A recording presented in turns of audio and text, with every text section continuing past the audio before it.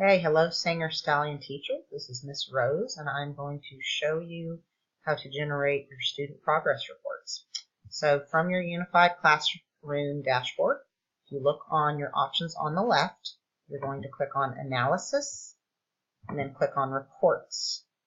You want to select the first option, which is Individual Student Report.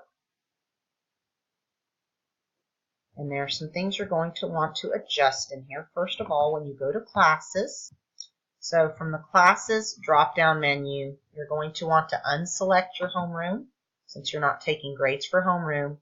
And I'm going to be selecting all my other classes. So I can just click Other Classes and it highlights all my other sections. The other things that I want to change, there was a box check that said Show Assignments with No Data.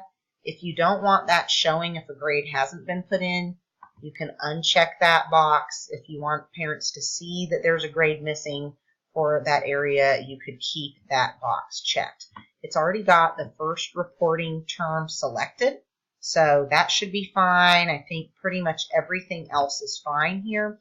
But one other thing you want to do before you actually generate your reports is go to Format, which is up here at the top, Criteria and then Format. And you want to change it from landscape to portrait.